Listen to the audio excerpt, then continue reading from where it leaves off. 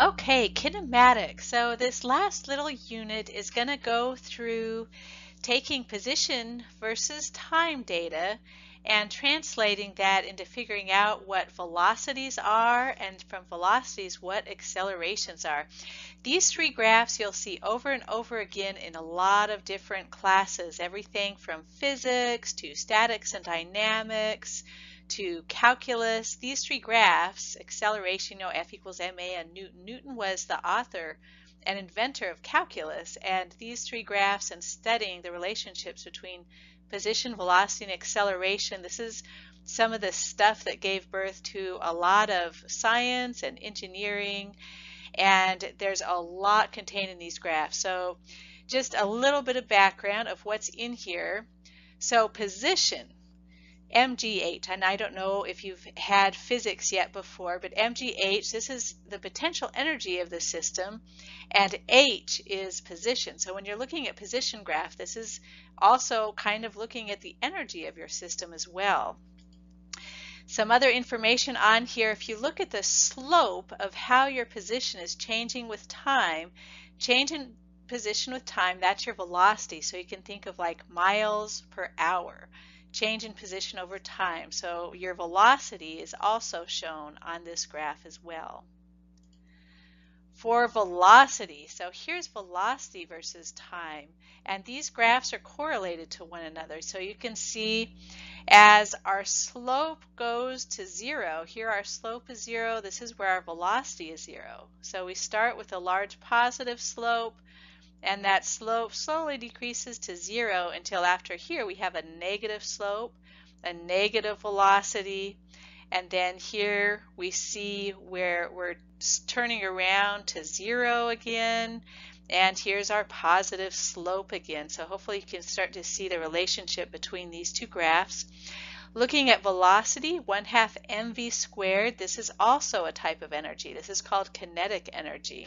Velocity also shows up in things like mv, mass times velocity, which is linear momentum, or r cross mv, which is angular momentum. So this is more than just velocity versus time. This is also showing kinetic energy. One more thing on this graph, and I'll talk about this a little bit more in the future. So the slope of your velocity curve, change in velocity of time, that is acceleration. And the area underneath our velocity versus time curve is actually what our change in position is. Okay, acceleration. Hopefully you've seen Newton's law, F equals ma. ma is not actually a force. Ma, mass times acceleration, is what happens when your forces do not add up to zero. So any unbalanced forces in your system cause the system to accelerate. And so when you're looking at your acceleration versus time graph, this is also a graph of the unbalanced forces in your system. The area contained in your acceleration graph tells you how your velocity is changing. And again, acceleration is change in velocity over time. What we're going to do for the Mousetrap car race is you're going to put your car on the floor, and we'll have distances marked out with tape. You're going to take and videotape your car's position with time. So we'll get data off of the video you take of time and position. And what I want you to do for this lab is take this data and figure out from your position what the velocities are, and then from your velocities what your accelerations are. And so this is coming back to those three graphs that I just showed you. To talk about these graphs some more, I'd like to start out with a few very, very simple examples that should illustrate what is happening between these. So here's an example problem. What if we have an object, and that object is traveling with a constant velocity of just 30 miles per hour, and they travel with this constant velocity of 30 miles per hour for 1 hour?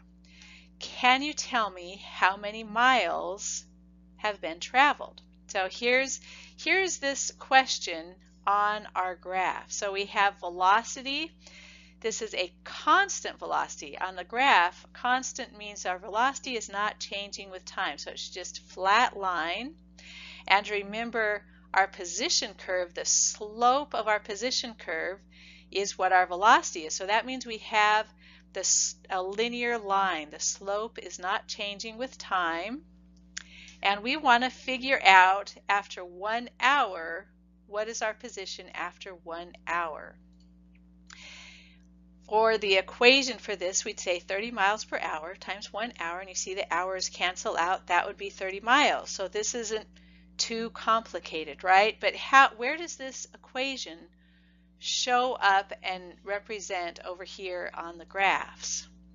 Okay, so what we have is 30 miles per hour. Our velocity here is the slope of our position versus time curve. So there's our slope, and you can say after 1 hour we've gone 30 miles if you just use the correct slope here. One more thing that we can do is to look at our velocity versus time graph, and for this we're going to use a shape, a rectangle. So what's the area of a rectangle? You all know that the area of a rectangle is base times height. And I'm going to throw a rectangle up here on this velocity versus time graph. Now we have velocity plotted on the y component of this graph. So velocity is our height, and time is plotted along the base of this graph. So time is on our base. So if we multiply height by base, which in this case is velocity times time, okay, velocity times time, we get out our position. So hopefully you can kind of see that the area defined by our velocity curve ends up telling us what our position is. And you can just look at the units for this if you forget. So this is miles per hour is the height, and time is the base. And if you multiply those two quantities by one another, that creates the area under the curve, and that area is, the units are miles, that's position. So the change in position is the area under your velocity curve. And this is true no matter if we're looking at a rectangle or if the velocity is not constant, the change in position is still going to be that area under the velocity curve. It'll just be a little bit harder to figure out what that area is if it's not a constant velocity, if we don't have just a regular old rectangle here. So constant velocity, the slope of this is 0. This would be the case where there is no acceleration. Here is the next case. This is where our velocity is changing.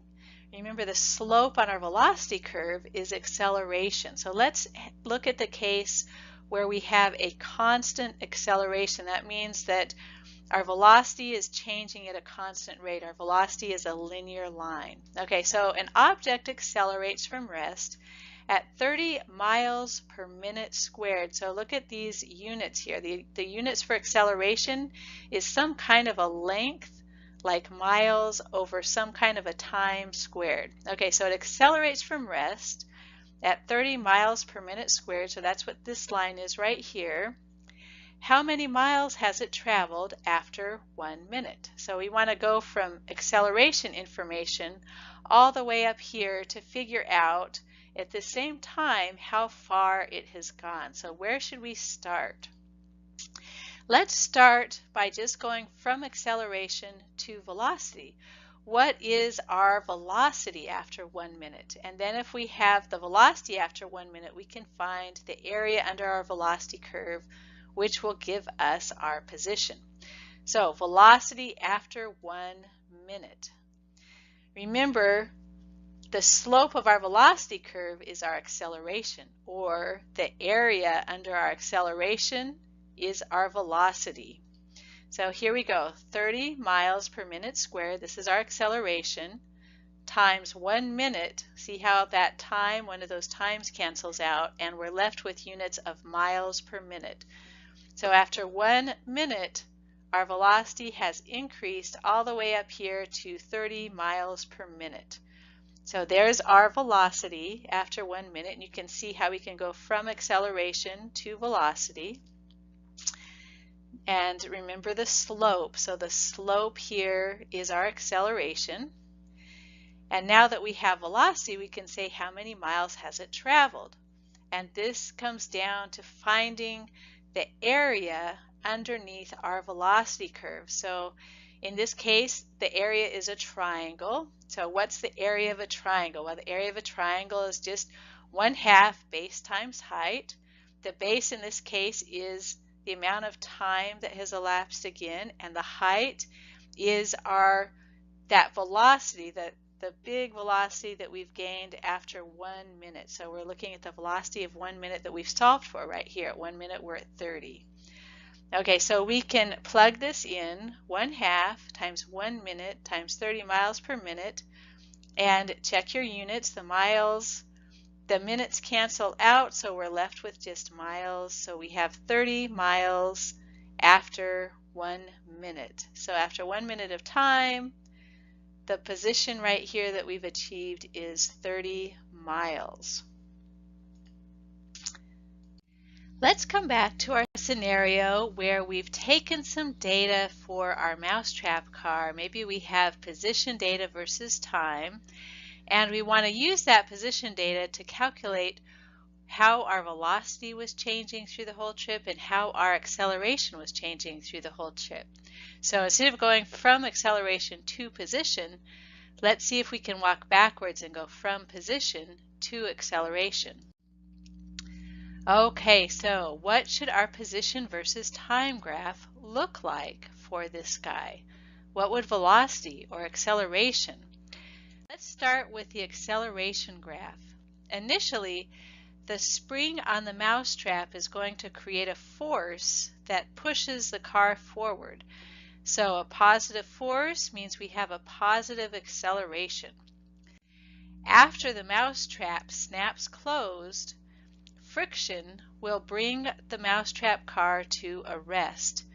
That's going to be a negative acceleration, a negative force that slows it down. So two pieces to our acceleration. One part of the trip where we have positive force pushing the car forward, and then after it snaps closed, we have friction that is bringing the car to a rest.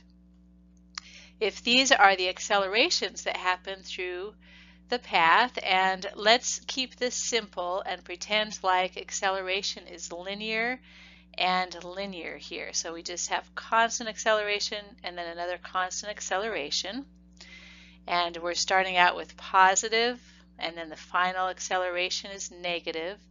And again, when you're looking at accelerations, this is looking at the unbalanced forces in your system. So whatever forces are not balanced, that's what creates motion. It creates acceleration for your object.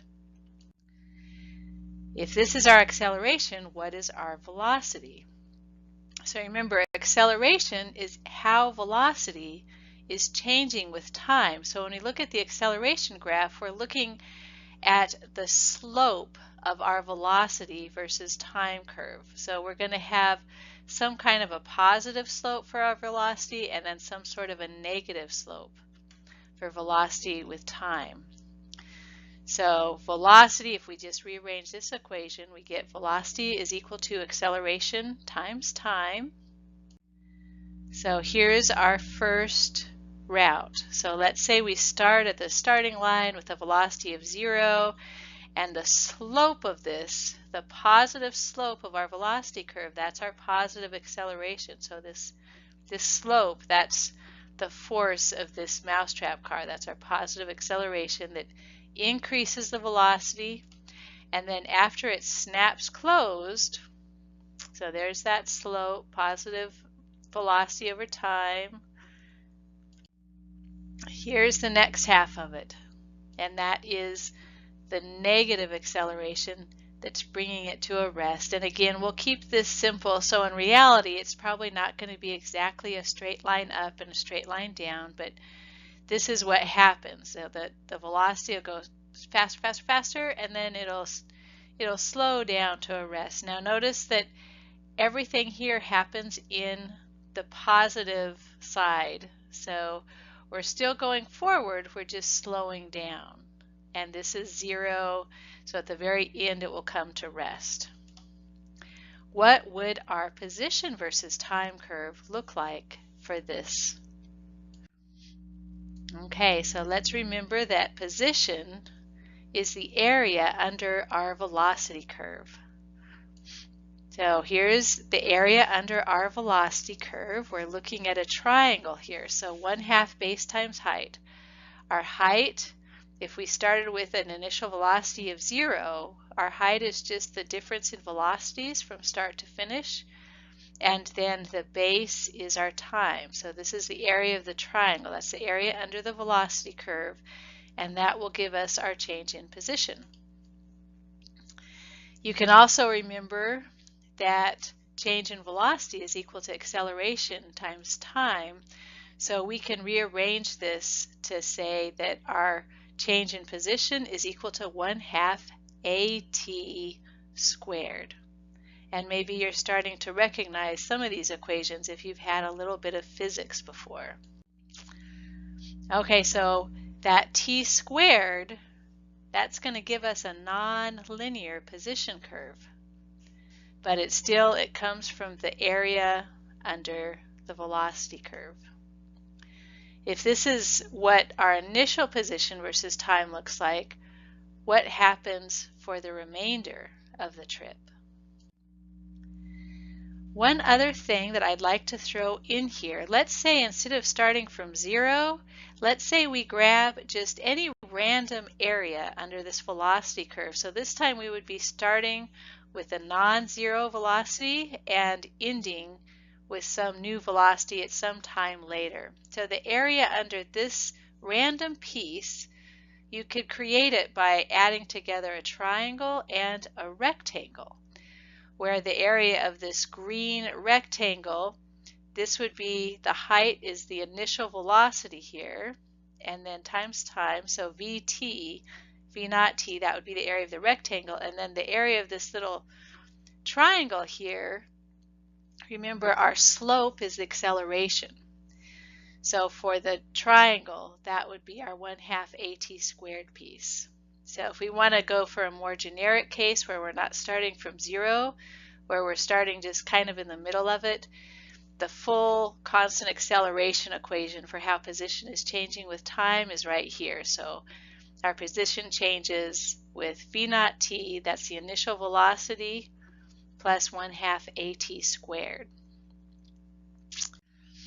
So here's the second half. And notice the second half, we're not starting with a 0 velocity anymore. We're starting up here with some positive velocity and slowing down from that. So putting this entire equation in here, we have a negative slope, a negative acceleration.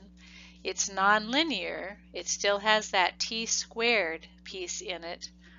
But this is how that position would change, and you'd simply plug in a different acceleration and starting velocity for the first little piece and a different starting velocity and acceleration for the next little piece. But this is a rather famous equation that you'll see over and over again in a lot of different classes because constant acceleration problems are pretty common.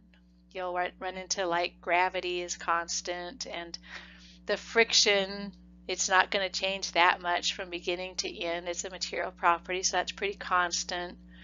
So this is a good equation to become very familiar with. Okay. Here is an actual set of, well, I sort of made up the numbers, but it works. So here's an example set of data for position versus time. So let's say you have your video camera and you're just going to go and pause it, and for each random time on there you're going to write down a position. Here's your position versus, so initially it's speeding up, speeding up, speeding up. You see that slope? The slope is getting steeper, steeper, steeper. The velocity is getting larger, larger, larger. Remember, slope is velocity, so it speeds up, and then at some point it's going to slow down. See how the slope goes to 0? And at the very end, our position is not changing with time. When the slope is 0, that means it's stopped. So it speeds up, it slows down, and then it stops. If we start with this data, how are we going to figure out what our velocity is, which is velocity is a little bit harder to measure than acceleration, which acceleration will tell us the forces involved. So that'll be a good one to solve for as well. Okay, so here is the velocity versus time curve that would go with this data. So again, we're speeding up to about 5. See that 5 seconds here? That's where it kind of goes from concave to convex. Speeds up, and then it slows down, and then at some time out here, the slope goes to 0. Velocity goes to 0. So that's where it's come to a rest out here. Recalling that the change in position is equal to the area under the velocity curve, let's just get those equations out again. So if we take some random chunk, the area under the curve is created from a triangle and a rectangle. So dx equals vt plus 1/2 at squared, plus or minus, depending on if that acceleration is negative or positive there. You can actually add a rectangle plus a triangle, or you can get the same area by just looking at the average between those two consecutive velocities. Let me show you how that works out. So here's our original equation that has Vt. Vt is the area of this rectangle, plus or minus that 1/2 at squared, that's the area of the triangle. If you just rearrange this, so here's our acceleration again, is change in velocity over change in time. And we can cross out one of those times. So now we have everything in function of time. If you have plus v naught t minus 1/2 vt, 1 minus 1/2, that means there's half of each of those. So just rearranging this equation, and this is just from definition of what acceleration is. So the new position is the old position, and your difference is you're just taking kind of that average value between the starting and ending velocities. So whichever way you want to look at it, the rectangle plus triangle or average velocities, mathematically it's the same. We don't have velocity data, we have position data. So what if we want to solve for what our velocity is? Let's just rearrange this equation around. So I'm going to say x minus x naught, and then bring the 2 over, bring the t over. Here's our new velocity. So if we have position data and time data, we'll need to know what velocity we start at for this to work. But if we know those boundary conditions of where our velocity starts at, we can then plug in our position data and our time data and solve for this velocity column. So let's go ahead and plug this equation into our velocity column. This is what that's going to look like. So here is our velocity. It's 2 times x2, this is h5 is this blue x, minus h4. So this first little bit is how our position is changing, and then we're going to divide that by the time that has passed. So that's g5 minus g4. This is the time. And remember, we can't start with this initial cell. We have to know some initial starting point for our velocity. So there's our equation for our velocity. If you plug that in, you can copy this thing down and fill in your whole row for what your velocities are. Okay, so there's velocities. Next up is acceleration. Acceleration is a lot easier. It's just change in velocity over change in time.